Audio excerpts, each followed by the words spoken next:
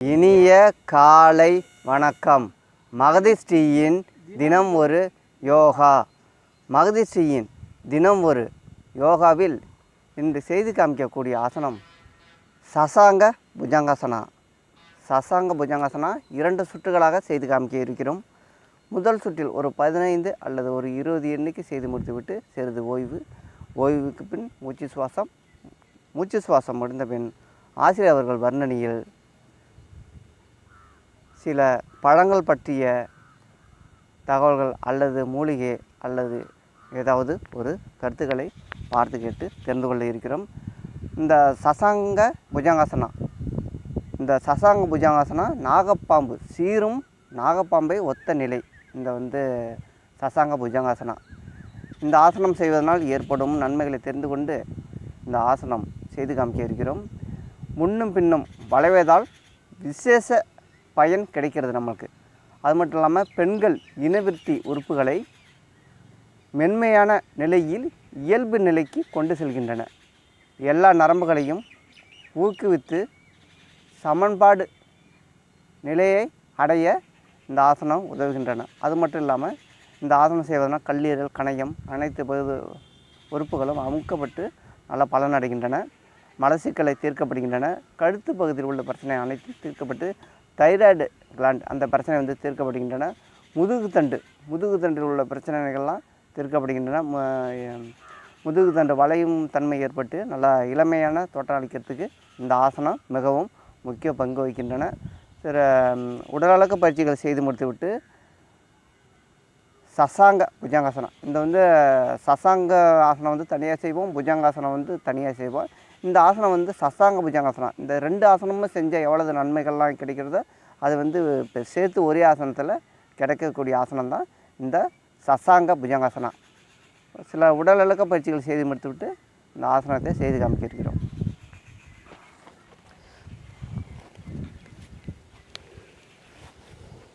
இதுதான் சசாங்காசனங்கிறது. இதுதான் 1 2 3 4 5 கை வச்சுட்டு எண்ணிக்கை போலாமா? போகலாம். எண்ணிக்கை 1 2 3 4 5 7 8 9 10 11 12 13 14 15 16 17 18 19 20. நன்றி. 2 கைகளிலும் சென்முத்திரை வைத்துக்கொண்டு ஆழ்ந்த மூச்சு சுவாசம்.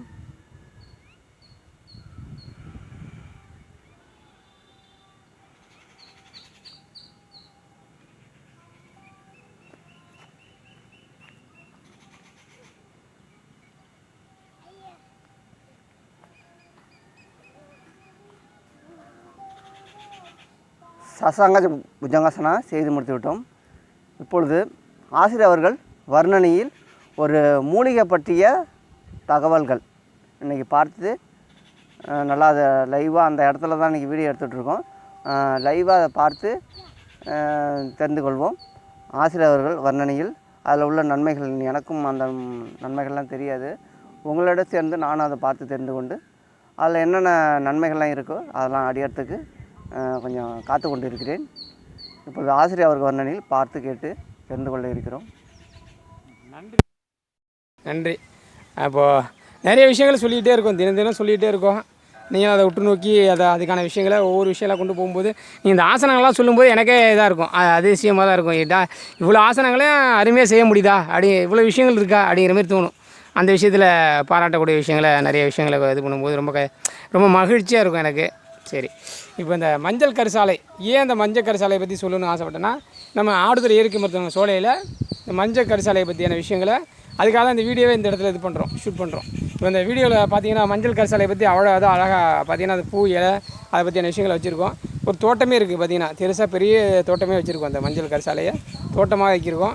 இது நிறைய வயலோரப்புகளில் நிறைய கிடக்கும். இந்த மஞ்சள் கரிசாலை கிராமத்து பகுதியில் தான் அதை பார்க்க முடியும். ஒவ்வொரு நாளும் ஒவ்வொரு விஷயங்களை சொல்லும்போது இந்த மஞ்சள் கரிசாலையை பற்றி இன்றைக்கி சொல்லிவிடணும்னு ஆசைப்பட்டோம். அதனால் கரிசலாங்கண்ணி பார்க்குறதுக்கே பார்த்தீங்கன்னா எப்படி தக தக தகதான் இருக்கும். மஞ்சள் ஒரு தங்கது நிறத்தில் உள்ள விஷயத்தை கொண்டக்கூடிய மிகப்பெரிய விஷயம். மின்னும் கலரில் இருக்கும். இதில் வந்து மஞ்சள் கரிசலாங்கண்ணி தான். இதிலே நீல கரிசலாங்கண்ணி, மஞ்சள் கரிசலாங்கண்ணி 2 இருக்குது. அந்த மஞ்சள் கரிசலாங்கண்ணி மட்டும் தான் மருந்தாக பயன்படுத்த முடியும். இந்த மஞ்சள் கரிசலாங்கண்ணியில் என்னெல்லாம் இருக்குது அப்படின்னு பார்த்தீங்கன்னா, சத்துக்களை பார்த்தீங்கன்னா, இது வந்து கீரையாக உணவாக சமைச்சு சாப்பிடலாம். இதை அரைச்சி தலைக்கு தேய்ச்சி குளிக்கலாம். அப்புறம் இது சேர்க்குறதுனால என்னென்னலாம் கிடைக்கும் அப்படின்னு பார்த்தீங்கன்னா, இந்த கீரையாக சாப்பிடுவதனால உள்ளார சேர்த்து உணவில் சேர்த்து சாப்பிட்றதுனால என்னென்னலாம் கிடைக்குன்னா, கல்லீரல், மண்ணீரல், சிறுநீரகம் போன்ற உள்ளுறுப்புகள் மிகவும் நல்லது. அவ்வளோ பெரிய விஷயம் செய்யுது. கல்லீரல், மண்ணீரல், சிறுநீரகம். அதாவது இன்றைக்கி பார்த்திங்கன்னா சிறுநீரக பாதிப்பு டயாலிசிஸ்ன்னு சொல்லுவோம். சிறுநீரக பாதிப்பில் அந்த டயாலிசிஸுங்கிற விஷயங்கள்லாம் பண்ணக்கூடிய நிலைக்கு தள்ளப்பட்டிருக்கோம். ஆனால் அதுலேருந்து நம்ம இவ்வளோ விஷயங்களை மீண்டு வரக்கூடிய இந்த கரிசலாங்கண்ணி, மஞ்சள் கரிசலாங்கண்ணி பற்றி நல்ல விஷயங்களை சொல்லிகிட்டே இருக்கோம்.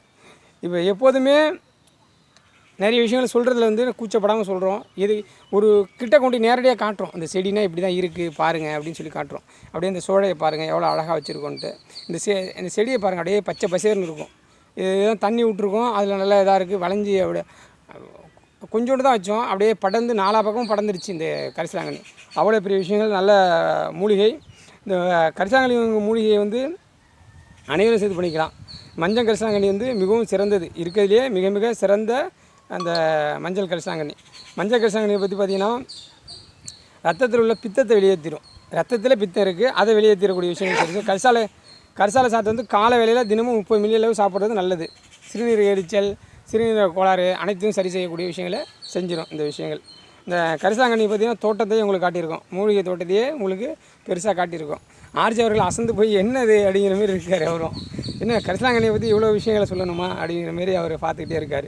இந்த மஞ்சள் கரிசலாங்கண்ணியை வந்து அதை மஞ்சள் நிற பூக்களை வைத்து அடையாளம் காணலாம். இதுதான் அது. அந்த இலையை பார்த்தீங்கன்னா தெரிஞ்சுக்கலாம். உங்களுக்கு இலையெல்லாம் எவ்வளோ அழகாக சொல்லி காட்டியிருக்கோம், பார்த்துருக்கோன்னு தெரிஞ்சுங்க. இந்த மஞ்சள் கரிசலாங்கண்ணி ஒரு பெரிய கூட்டமாக வச்சுருக்கோம். அந்த கூட்டத்தில் தான் உங்களுக்கு இப்போ இந்த வீடியோ எடுத்துக்கிட்டு இருக்கோம். நல்ல விஷயங்களை கொண்டு போய் சேர்க்குறோம். மஞ்சள் கரிசலாங்கண்ணி பொடி வந்து ஈரல் கெட்டு போகாமல் பார்த்துக்கும். உடலில் உள்ளார இருக்குங்களா ஈரல், அது கெட்டு போகாமல் பார்த்துக்கும் மஞ்சள் கரிசலாங்கண்ணி. அப்புறம் இது பொடியாக பண்ணி சாப்பிடலாம். நல்லா காய வச்சு பொடி பண்ணி சாப்பிடலாம். சூரணம் எடுத்துக்கலாம். இது அதிக பயன்கள் தரக்கூடிய இந்த மஞ்சள் கரிசலாங்கண்ணியை மிகவும் சிறந்தது. மருத்துவ குணம்னாலும் இந்த மஞ்சள் கரிசலாங்கண்ணியில் தான் இருக்குது. இந்த கரிசலாங்கண்ணி கீரையை வந்து நல்லா உணவாக சாப்பிட்றத மறக்காமல் சாப்பிடுறது கரிசலாங்கண்ணியை. நல்ல நல்ல விஷயங்கள் சொல்கிறோம். நீங்கள் மட்டும் பாருங்கள், எங்களால் உங்களுக்கு எவ்வளோ தூரம் கொடுக்க முடியுமோ அந்தளவுக்கு அதை கொண்டு போய் சேர்க்குறதுல கவனமாக இருக்கும். இதில் 4 வகை இந்த கீரைகள் இருக்குது. அதில் நீலமும் மஞ்சள் மட்டும்தான் நம்ம பெரிய விஷயங்களை கொண்டு போய் சேர்க்குறோம். இந்த இதில் மஞ்சள் கரிசலாங்கண்ணி பொரி வந்து 50 கிராம் எடுத்து சாப்பிட உடல் வந்து நல்லா தேகம் வந்து சுத்தமாகி வயிற்றில் உள்ள பிரச்சனைகள்லாம் சரி செய்யக்கூடிய விஷயங்களை செய்யுது. அப்புறம் நம்ம சிறுநீரக பிரச்சனை மிகப்பெரிய விஷயங்களை சரி செய்யுது. கல்லீரல் கணையம்னு சொல்லுவோம். அதுதான் வயிற்றுக்கு மிக முக்கியமான பகுதியே வந்து கல்லீரல் கணையம் தான். அதை சரி செய்யக்கூடிய விஷயங்களை மிகவும் சிறந்து விளங்குது அந்த மஞ்சள் கரிசலாங்கண்ணி. பார்த்தீங்கன்னா இலையெல்லாம் பார்த்தீங்கன்னா அதில் நிறைய வேறு செடிகள்லாம் காட்டுவோம். ஆனால் இலைகள் நல்லா பார்த்தீங்கன்னா மஞ்சள் கலரில் இருக்கும். அது பார்த்தாலே தெரியுது பாருங்கள் உங்களுக்கு இலைகளை. இதான் அந்த பூ, இந்த இலையை பார்த்தீங்கன்னா இதான் இலை. ஏன்னா செடியை காட்டும்போது நிறைய விஷயம் பார்க்குறீங்க. இதில் இந்த இலை சரிங்களா, அதில் பூ இப்படி தான் இருக்குது சரிங்களா. இந்த விஷயத்தை தான் காட்டுறோம். இப்போது இது நல்ல மூலிகையும் கூட. 4 வகையாக இருக்குது. நீலம் நிறம்லாம் இருக்கும். ஆனால் நமக்கு யூஸ் பண்ணுறது மஞ்சள் நிறம் தான். மஞ்சள் நிற கரிசலாங்கண்ணி மட்டும் தான் மிகவும் சிறந்தது. சரி, மீண்டும் ஒரு முறை உங்களுக்காக ஆர்ஜி அவர்கள் இந்த ஆசனத்தை செய்து காட்டி அதன் பலன்களை மறுபடியும் சொல்லுவாங்க. ஆர்ஜி அவர்கள் வர்ணனையில் கரிசலாங்கண்ணியை பற்றி இன்றைக்கி தெரிஞ்சுக்கிட்டோம். இந்த கரிசலாங்கண்ணி வந்து மிகவும் அரிதானது. இது எல்லா இடத்துலையுமே கிடைக்காது. நாங்கள் வரப்போகிறதுல கிராமத்துலலாம் வந்து இந்த வெள்ளை கலரில் இருக்கும் கரிசலாங்கண்ணி, இந்த ஒயிட் கலரில் இருக்கும் பூ. அந்த கரிசலாங்கண்ணி தான் அதிகமான இடத்துலலாம் கிடைக்கும். இந்த மஞ்சள் கலர் கரிசலாங்கண்ணி ரொம்ப அரிதானது. அதிகமாக இப்போ நம்ம ஏரியாவில் வந்து கிடைக்கக்கூடியது வந்து வெள்ளை கலரில் உள்ளதில் நிறையா இடத்துல அந்த வரப்பு கலர்லாம் கிடைக்கும். அதுவுமே மருத்துவ குணம் மிக்கது தான். ஆனால் இது வந்து அதோட இன்னும் பலன்கள் அதிகன்ட்டு ஆசிரியர் சொல்கிறாங்க. முடிஞ்சளவு இதை நம்ம உணவுலாம் சேர்த்துக்கலாம். அதுமாரி நம்ம வெறும் வயிற்றில் கூட காலையில் கொஞ்சம் எடுத்து சும்மா பச்சையாகவே நம்ம கூட உள்ளுக்கு சாப்பிட்லாம். ஆனால் மிகவும் முக்கியமானது கல்லீரல். நம்ம உடம்புல உள்ள கல்லீரலுக்கு வந்து அவ்வளவு ஆற்றலை அளிக்கக்கூடியது இந்த மஞ்சள் கலரு கரிசலாங்கண்ணி இதெல்லாம் வந்து நம்ம பார்த்து கேட்டு தெரிஞ்சுக்கிட்டோம். இப்போ வந்து நம்ம பயன்படுத்தி இதை வந்து நீங்கள் பயன்படுத்தி பாருங்கள். பயன்படுத்திட்டு எங்களுக்கு வந்து கமெண்ட்ஸாக கொடுங்க. முடிஞ்ச அளவு சில மூலிகைலாம் பற்றிய தகவல்களை எங்களுக்கு வந்து ஒரு கமெண்ட்ஸாக கொடுங்க. அதையும் நாங்கள் ஒளிபரப்ப தயாராக இருக்கோம். இப்போ வந்து 2வது சுற்று சசாங்க புஜங்காசனா 2வது சுற்று ஒரு உடலிழக்க பயிற்சிகளை செய்து முடித்துவிட்டு 2வது சுற்று செய்து காமிக்க இருக்கிறோம்.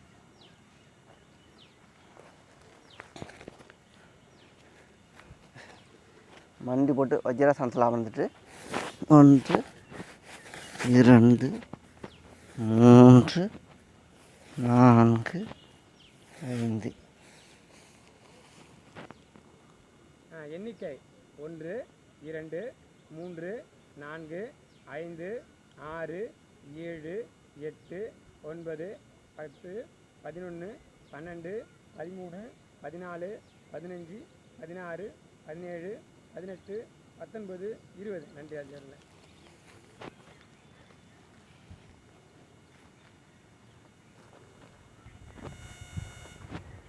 2 கைகளிலும் சின்முத்திரை வைத்து கொண்டு ஆழ்ந்த மூச்சு சுவாசம்.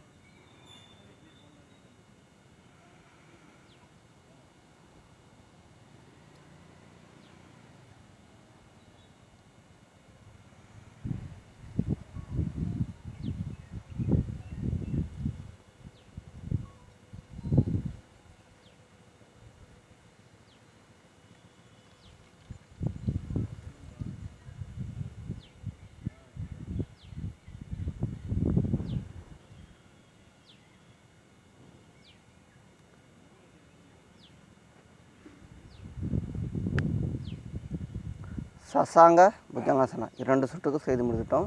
இந்த ஒரு ஆசனத்திலேயே பாருங்கள், வஜ்ராசனமும் அதுலேயே இருக்கிறோம், சசாங்கனத்தும் இருக்கும், புஜங்காசனம். ஒரு ஆசனத்தில் வந்து 3 ஆசனம் செஞ்சால் எவ்வளோ பலன் கிடைக்குமோ அவ்வளோ ஆசனமும் இந்த ஒரு ஆசனத்தில் கிடைக்கிது.